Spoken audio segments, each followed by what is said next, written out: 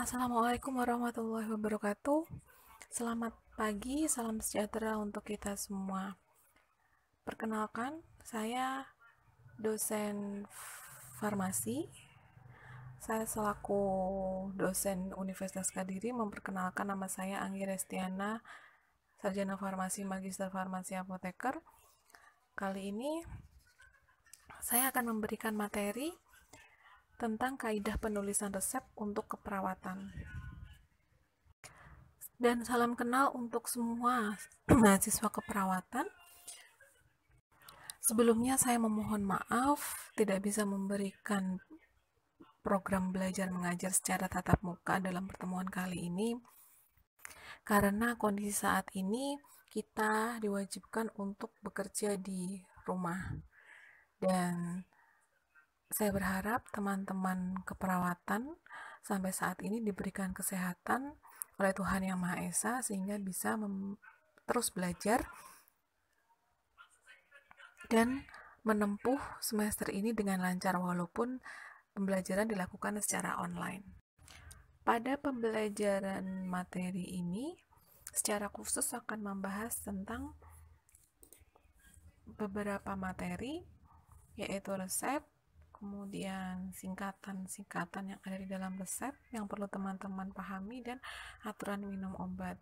Nah, capaian pembelajaran saya harapkan mahasiswa dengan belajar ini, mahasiswa mampu memahami penulisan resep dengan baik dan benar. Nah, langsung saja kita akan masuk pada materi yang pertama tentang resep. Nah, sebelum teman-teman mengetahui apa bagian-bagian dari resep, perlu teman-teman pahami tentang apa itu resep, konsepnya seperti apa, dan apa yang harus teman-teman ketahui ketika ingin mengartikan suatu resep yang ditulis oleh dokter.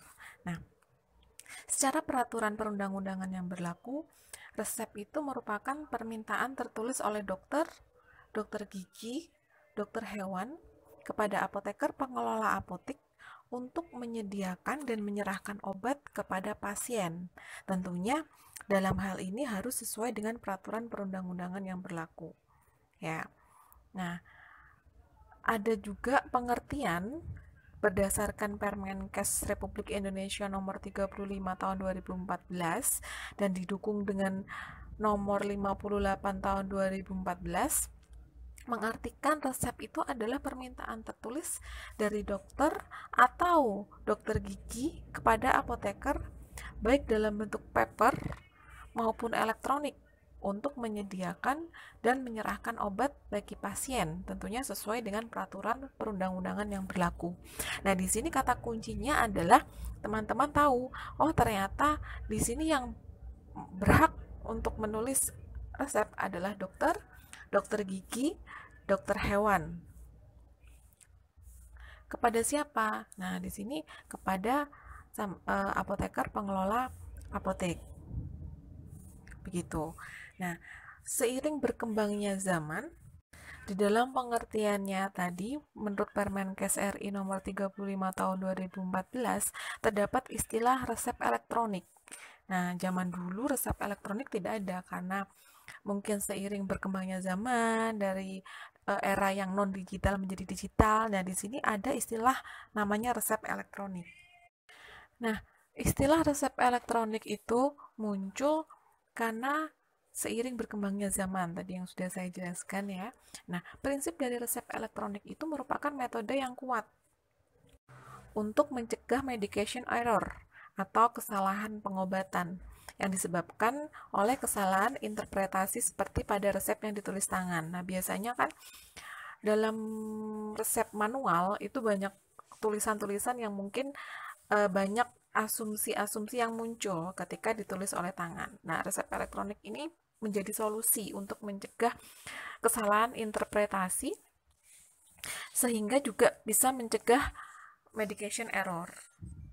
Nah, selain itu, resep elektronik itu juga bisa memastikan bahwa dosis, bentuk sediaan, waktu pemberian yang tertulis itu sudah betul dan dapat juga mengetahui adanya interaksi obat atau mungkin adanya alergi terhadap obat tertentu dan bisa dilihat kesesuaiannya dengan kondisi pasien, misal pada pasien gangguan fungsi ginjal. Nah, dengan adanya resep elektronik ini sangat memudahkan kami sebagai apoteker untuk mengidentifikasi atau men-screening resep yang kami terima,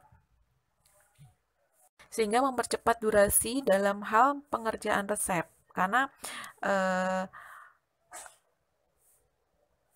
tulisan tangan pun sudah diganti dengan elektronik, jadi lebih jelas, kemudian dosis pun juga sudah bisa dipastikan dengan cepat, bentuk sediaan juga sudah pasti, begitupun waktu pemberiannya juga sudah tertulis dengan benar. Selain itu juga kita bisa langsung mengidentifikasi apakah terjadi interaksi obat atau tidak. Nah, ini juga akan mempercepat pelayanan resep yang harus kita layani. Setelah teman-teman mengetahui tentang apa itu resep dan konsep resep itu seperti apa, selanjutnya teman-teman harus mengetahui tentang komponen-komponen di dalam resep. Jadi di dalam resep obat ya itu terdapat beberapa komponen yang perlu diperhatikan. Ada 4 komponen di sini. Ada yang disebut dengan inskripsio, kemudian preskripsio, signatur, dan subskripsio. Nah, keempat komponen ini nanti kita akan bahas satu-satu, apa itu tentang skripsio, preskripsio, signatur, dan subskripsio. Itu bagian yang mana saja? Nah, nanti akan saya jelaskan. Salah satu bagian resep yang pertama adalah inskripsio. Inskripsio itu terdiri dari bagian yang memuat nama dokter, alamat dokter, nomor SIK dokter, tempat dan tanggal penulisan resep. Nah, ini wajib ada di dalam suatu resep dan itu adalah komponen mutlak yang memang harus ada. Kemudian bagian yang kedua adalah tanda R garis miring atau kalau diartikan itu adalah recipe. Recipe dalam bahasa Indonesia artinya adalah ambilah. Yang maksudnya kita diminta untuk menyiapkan obat-obat yang nama dan jumlahnya tertulis di dalam resep. Kemudian bagian yang kedua adalah preskripsio. Perlu teman-teman ketahui terlebih dahulu di dalam resep itu ada bermacam-macam obat yang ditulis.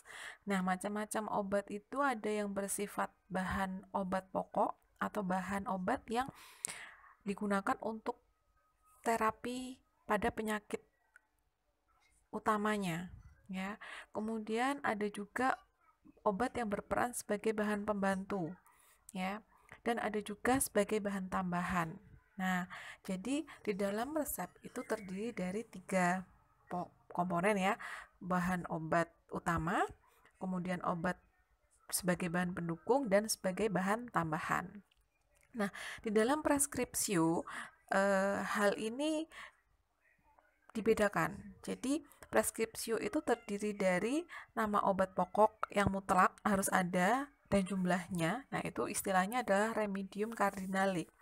Sedangkan bahan yang digunakan sebagai pembantu kerja obat pokok itu tadi, nah itu disebut dengan remedium adjuvans. Dalam hal ini tidak mutlak perlu ada di dalam resep, tergantung dari kondisi pasien tersebut. Kemudian yang ketiga adalah corrigens. Nah, corrigens ini ada macam-macam teman-teman. Yang pertama adalah corrigen odoris. Nah, corrigen odoris itu merupakan bahan tambahan untuk memperbaiki rasa, warna, dan bau obat. Nah, biasanya ketika nanti obat tersebut memiliki rasa yang terlalu pahit sehingga penerimaan pasien itu tidak bisa maksimal, maka dalam hal ini dokter akan memberikan bahan tambahan yang berupa korigen memperbaiki rasa, kemudian korigen untuk memperbaiki warna, dan bisa juga korigen untuk memperbaiki bau obat. Kemudian preskripsio pun juga bisa terdiri dari konstituen. Jadi yang tadi adalah obat pokok utama, kemudian obat sebagai pembantu kerja, kemudian korigen sebagai bahan tambahan, dan yang keempat ini adalah konstituen atau eksipien. Apa itu? Nah, konstituen atau eksipien ini merupakan zat tambahan atau bahan yang bersifat netral dan biasanya dipakai sebagai bahan pengisi dan biasanya sebagai pemberi bentuk, ya. Misalnya laktosum yang ada di dalam puyer sebagai bahan pemanis agar penerimaan rasa anak yang mengkonsumsi puyer ini menjadi lebih baik ya.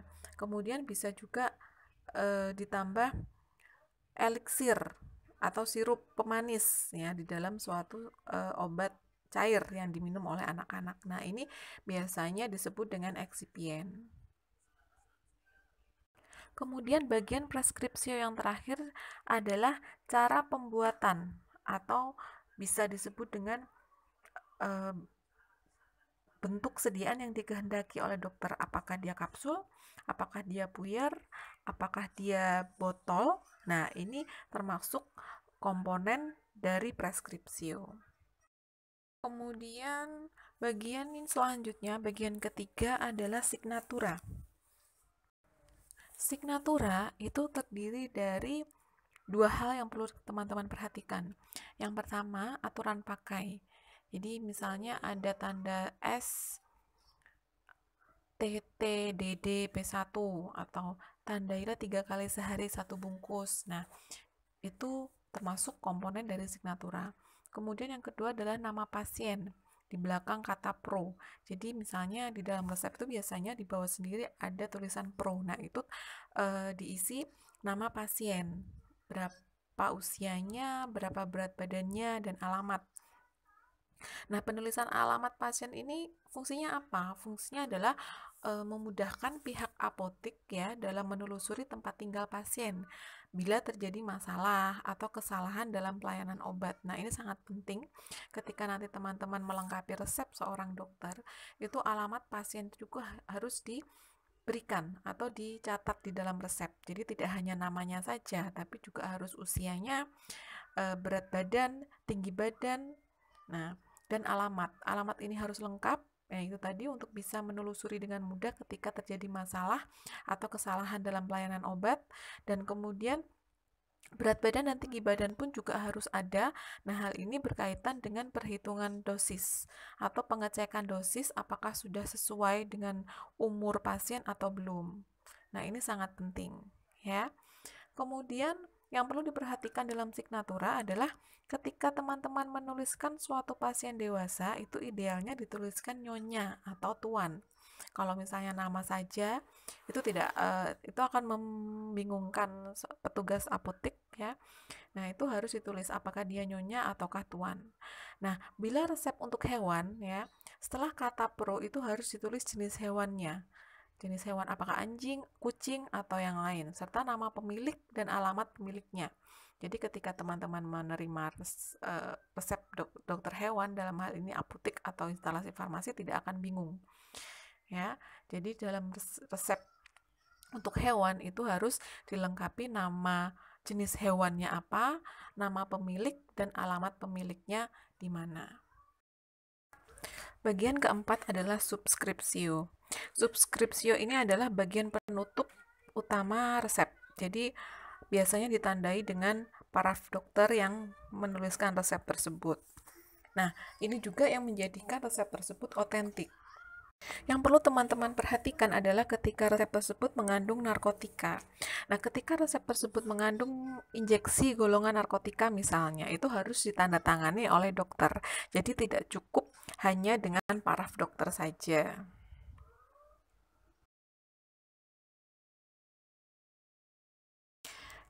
Di slide ini dicantumkan contoh dari resep dan bagian-bagian resep yang lengkap ya. Tadi yang sudah saya jelaskan ada yang namanya bagian inskripsio atau invokasio sama saja. Kemudian ada yang bagian preskripsio. Nah, preskripsio ini adalah komponen resep ya, komponen obat-obat yang ada di dalam resep. Kemudian signatura, kemudian subskripsio, di mana subskripsio ini tadi sudah saya jelaskan bahwa dia merupakan penutup bagian utama resep ya, ditandai dengan paraf dokter. Jadi diharapkan ketika ada resep seperti ini teman-teman bisa mengetahui sendiri, oh ternyata resep itu memiliki beberapa komponen. Jadi tidak bisa kita menulis sesuai dengan kehendak kita. Jadi ada beberapa komponen yang memang harus dipenuhi. Nah, ini ada contoh resep yang kedua. Nama dokter dan praktek ini disamarkan, tapi di sini hanya asumsi saja. Jadi tidak ada dalam kenyataan. Cuman ini pemisalan saja. Nah, tujuan dari saya memberikan contoh ini agar teman-teman tahu ternyata semua resep itu juga memiliki beberapa bagian yang sudah saya jelaskan tadi ya. Ada inskripsio, ada preskripsio, ada subskripsio, signatur, dan identitas pasien. Nah, hampir semua resep legal itu memiliki poin-poin tersebut.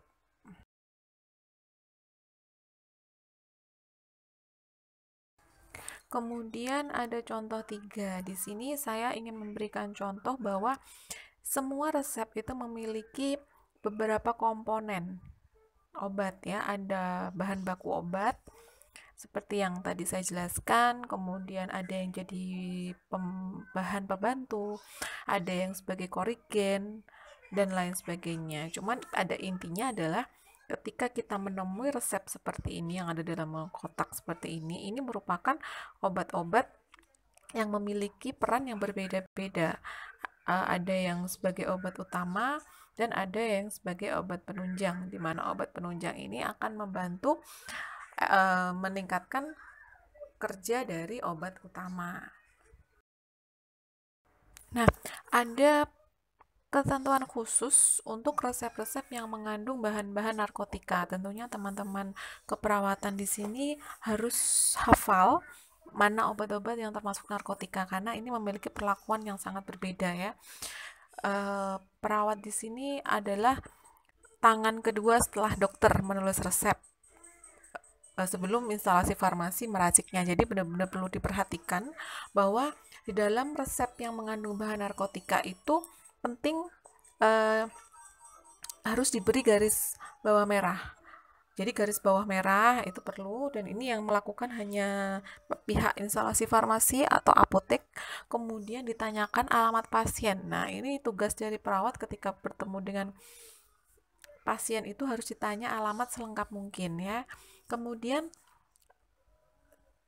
ketika menemui resep tersebut, tanda peringatan resep itu tidak boleh diulang tanpa resep asli dokter. Jadi ketika ada resep yang bertanya obat ini boleh enggak dibeli lagi, nah ini tidak boleh adanya ulangan resep. Jadi harus ada resep asli ketika seorang pasien itu ingin membeli obat narkotika tersebut.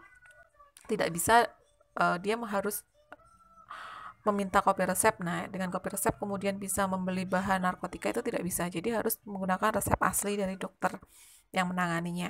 Kemudian alamat dokter pun harus jelas. Jadi di sini selain nama pasien nih ditanyakan, nama alamat dokter pun juga harus ditanyakan. Selain alamat pasien juga alamat dokter. Kemudian jumlah obat itu ditulis dengan huruf ya, bukan angka. Jadi ketika 10 berarti ditulis dengan huruf X gitu ya. Atau 11 misalnya XI. Nah, seperti itu. Nah, contoh-contoh bahan narkotika di sini ada kodein, ada doferi, ada juga opi tinctur. Nah, ini semua adalah bahan-bahan narkotika yang khusus, ada perlakuan khusus dari instalasi farmasi. Nah, tugas dari keperawatan adalah membantu. Untuk apa? Untuk menanyakan alamat pasien, kemudian mencatat alamat dokter dengan jelas, ya, dan membantu untuk memberikan KIE kepada pasien bahwa ketika ingin membeli obat ini, nah pasien tidak boleh langsung ke apotek kemudian hanya tanpa menggunakan resep dokter, tapi harus ke dokter dulu kemudian meminta resep asli. Kemudian pada slide ini contoh dari resep narkotika ya. Di sini ada 2 resep. Yang pertama ada resep mengandung kodein. Nah, kodein ini termasuk narkotika. Jadi dalam instalasi farmasi nanti akan diminta untuk menggarisbawahi dengan garis berwarna merah. Nah, satu hal di sini yang perlu teman-teman keperawatan perhatikan bahwa ketika ada resep seperti ini, teman-teman harus meminta alamat pasien selengkap-lengkapnya. Kemudian meminta tanda tangan dokter di bawah resep itu dan alamat dokter yang jelas. Nah, di sini harus dicatat. Sangat perlu sekali teman-teman untuk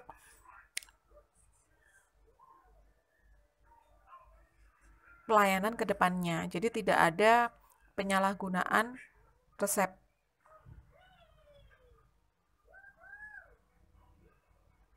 Gitu ya.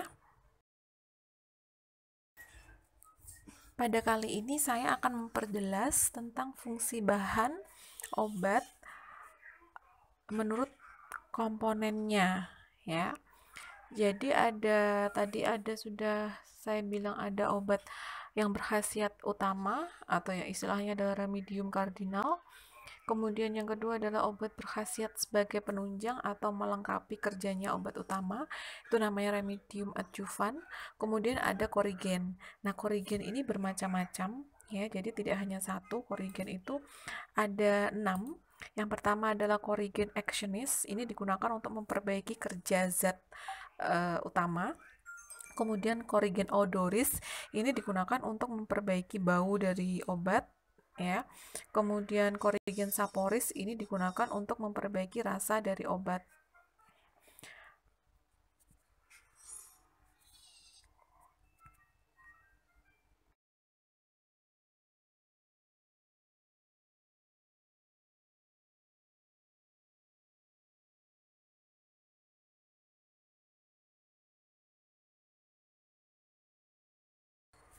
Kemudian yang keempat adalah korigen koloris, ini digunakan untuk memperbaiki warna dari obat. Kemudian korigen solubolis, tentunya ini untuk memperbaiki kelarutan utama obat, dan konstituen atau eksipien. Nah, ini digunakan sebagai zat tambahan dan tentunya dia harus bersifat netral. Netral dalam arti apa? Dia tidak mempengaruhi efek kerja dari obat utama. Nah, itu namanya eksipien. Nah, setelah teman-teman mengetahui apa itu remedium kardinal, adjuvan, kemudian saporis, korigen koloris, dan lain sebagainya. Nah, di sini ada resep yang mengandung kodein, GG, CTM, dan SL. Nah, dari sini teman-teman bisa menggolongkan bahwa ternyata kodein ini sebagai remedium kardinal, kemudian GG ini sebagai remedium kardinal karena dua-duanya ini adalah sebagai obat utama. Kemudian CTM ini adalah remedium adjuvans, dia membantu dalam mekanisme kerja dari kedua obat di atas. Kemudian SL ini adalah sebagai korigens. Korigens apa? Korigens yang memperbaiki rasa daripada obat, yaitu korigen saporis. Kemudian pada slide ini sama ya. Jadi di sini ada beberapa komponen obat. Di sini teman-teman ditugaskan untuk mengelompokkan mana yang disebut remedium kardinal dan mana yang disebut dengan korigen. Nah, ini contoh-contohnya ya. Jadi teman-teman keperawatan perlu tahu saja. Nah, sesuai dengan definisinya, resep itu kan permintaan tertulis dari dokter gigi, dokter hewan kepada apoteker pengelola apotek untuk menyediakan dan menyerahkan obat bagi pasien. Nah, karena resep juga merupakan informasi yang terkait dengan keadaan penyakit pasien, dan agar lebih singkat dalam menuliskan aturan penggunaan, biasanya dokter menuliskannya dengan menggunakan singkatan Latin. Nah, berikut adalah contoh-contoh dari singkatan Latin yang sering dijumpai dalam resep.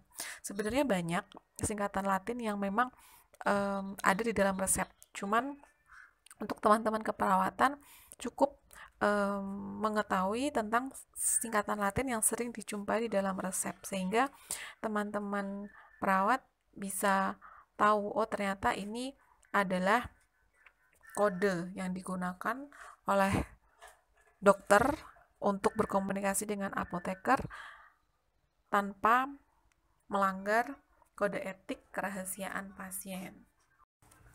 Nah, pada submateri yang ketiga ini saya berikan tentang aturan minum obat.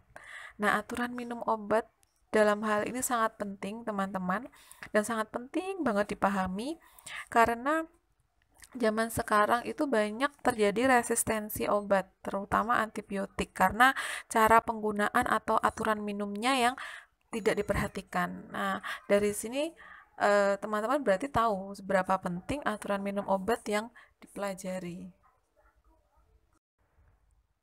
Nah, prinsipnya dalam aturan minum obat adalah Obat harus dikonsumsi pada waktu yang tepat untuk mendapatkan efek yang optimal, ya. Nah, waktu yang tepat untuk mengkonsumsi suatu obat didasarkan atas pertimbangan sifat obat dan tujuan pengobatannya. Nah, apakah obat diminum sebelum atau sesudah makan itu menjadi penting karena makanan dapat menyebabkan obat lebih lama berada di lambung. Dimana ketika obat itu ada di lambung terlalu lama dan akan terpapar oleh asam lambung yang lebih lama, itu juga akan mempengaruhi sifat dari obat tersebut. Nah, ada obat yang sifatnya rusak ketika terpapar suasana asam, ada juga obat yang justru malah terserap ketika terpapar oleh suasana asam. Nah, obat-obat yang rusak pada suasana asam itu sebaiknya diminum sebelum makan atau dalam hal ini pada saat perut kosong. Agar apa? Agar obat hanya sebentar berada di lambung sehingga jumlah obat yang rusak oleh lambung itu diharapkan hanya sedikit. Tapi pada sisi lain, ketika obat itu perlu suasana asam agar dapat diserap oleh tubuh dengan baik, maka obat ini harus diminum setelah makan agar terpapar asam dan lebih banyak diserap tubuh. Sehingga ketika sudah banyak diserap oleh tubuh, efek obat akan menjadi lebih baik. Setelah teman-teman mengetahui kenapa obat itu diminum setelah makan atau sesudah makan, mari kita bahas lebih detail lagi tentang aturan minum obat. Nah, di dalam aturan minum obat itu ada istilah durasi penggunaan obat. Nah, pada durasi penggunaan obat itu dibedakan menjadi 4 golongan. Yang pertama adalah penggunaan obat sebelum makan, kemudian penggunaan obat setelah makan, yang ketiga adalah penggunaan obat sewaktu makan, dan penggunaan obat pada waktu-waktu tertentu. Pada penggunaan obat sebelum makan, ini ditujukan agar obat diminum dalam keadaan perut kosong atau diminum 1 jam sebelum makan atau 2 jam sesudah makan. Nah, tentunya teman-teman perlu tahu bahwa obat-obat yang diminum sebelum makan itu obat apa saja.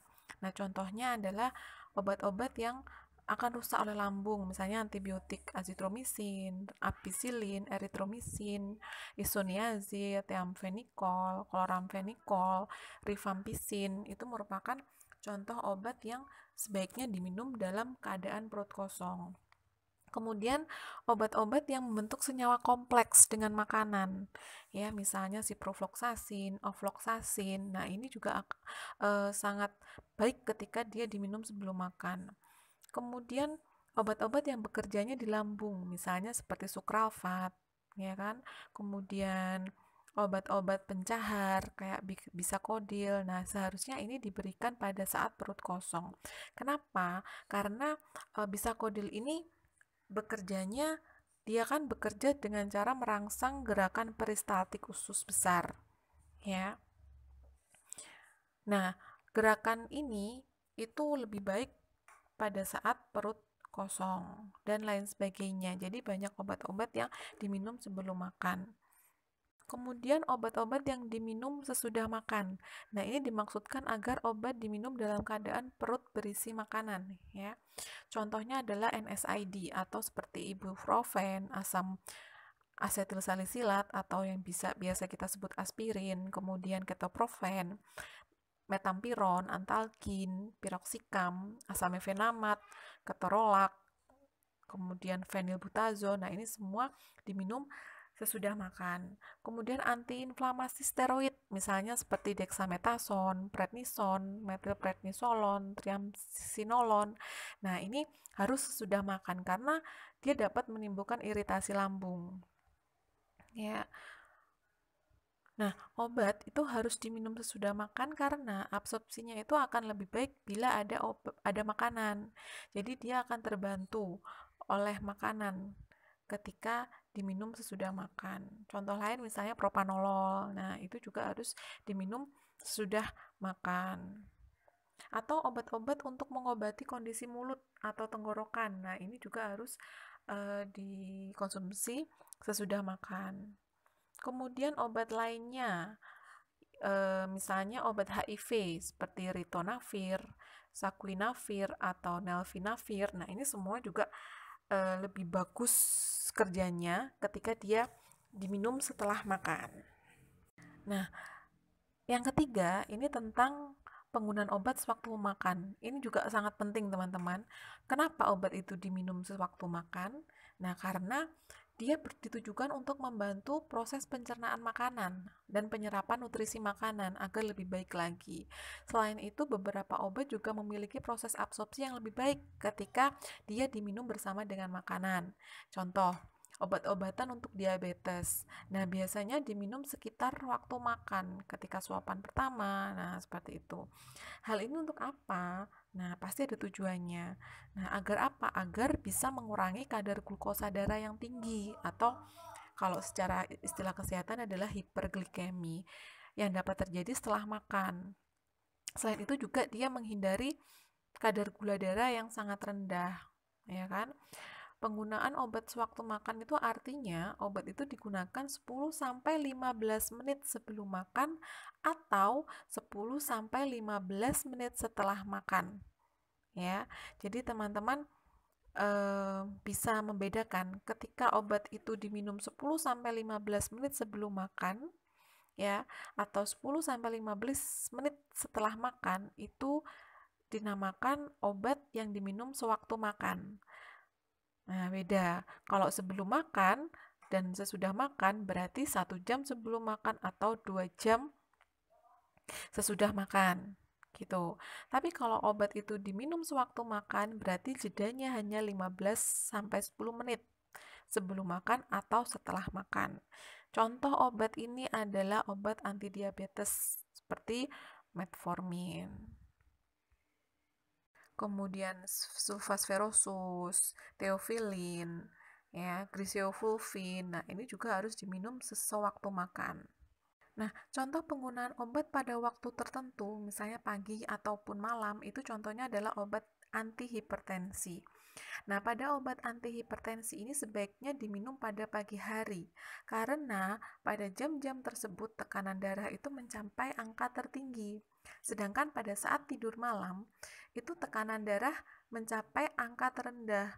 Sehingga dalam mengkonsumsi obat-obat antihipertensi ini perlu kewaspadaan saat malam hari, ya, karena malam hari itu angka tensi itu sudah masuk ke angka yang terendah. Kalau misalnya kita minum obat penurun tekanan darah, maka akan lebih turun nanti tensinya. Kemudian selain itu juga obat asma. Nah, obat asma ini harus diminum pada sore hari. Karena apa? Karena pada jam-jam tersebut produksi steroid di dalam tubuh itu berkurang, sehingga bisa menyebabkan serangan asma pada malam hari. Jadi sehingga obat-obat asma ini harus diminum pada saat sore hari untuk mencegah terjadinya asma pada malam hari. Kemudian obat-obat penurun kolesterol. Nah, ini sebaiknya digunakan pada malam hari, ya, pada saat hendak tidur, karena obat ini bekerja dengan menghambat pembentukan kolesterol, di mana pembentukan kolesterol ini terjadinya pada malam hari. Kemudian diuretik. Nah, diuretik seperti furosemid, HCT atau hidroklorotiazid ini menyebabkan sering buang air kecil, sehingga jika digunakan malam hari itu akan mengganggu istirahat. Jadi sebaiknya obat-obat diuretik itu jangan diminum ketika malam hari.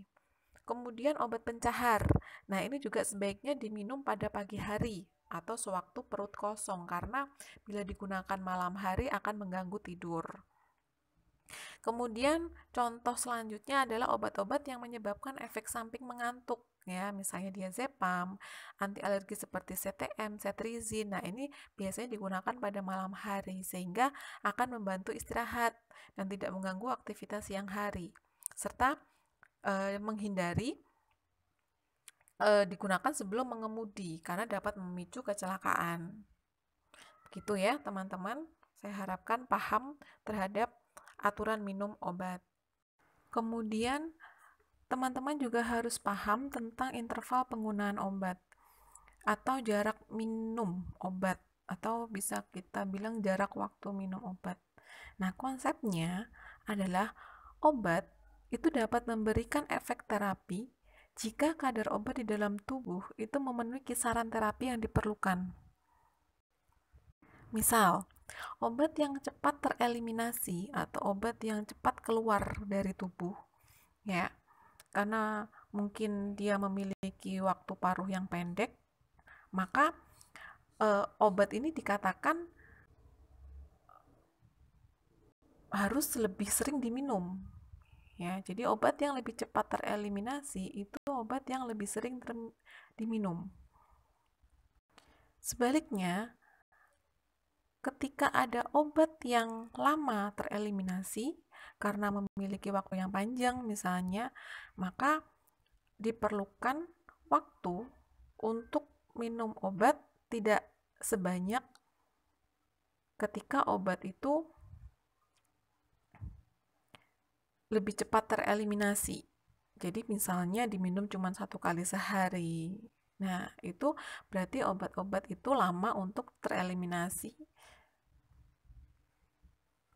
Nah, kapan obat itu dikatakan lama tereliminasi, kapan itu obat dikatakan cepat tereliminasi? Nah, ini tergantung dari karakteristik masing-masing obat, di mana karakteristik ini bisa kita lihat dari waktu paruh atau T setengah.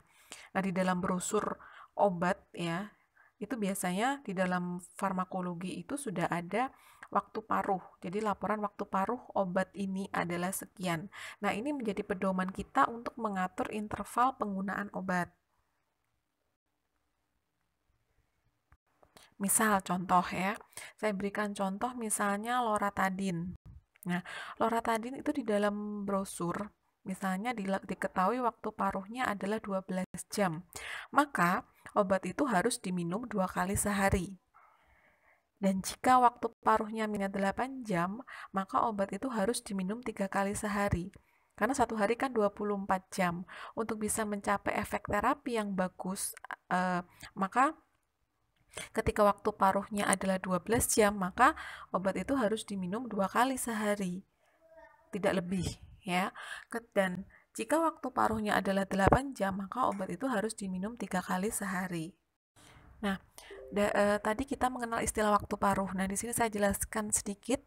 Waktu paruh itu adalah waktu yang dibutuhkan untuk setengah dari jumlah awal obat itu tereliminasi oleh tubuh. Jadi setengahnya jumlah awal obat itu sudah tereliminasi oleh tubuh. Nah, waktu itu dinamakan waktu paruh.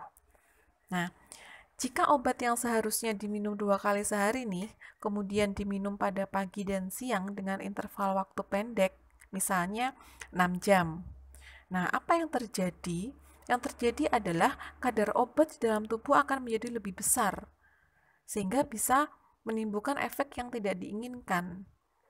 Ya, yang seharusnya diminum 2 kali itu kan berarti tiap 12 jam.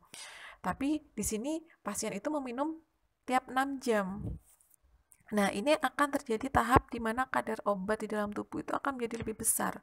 Nah, inilah yang menyebabkan terjadinya efek-efek yang tidak diinginkan.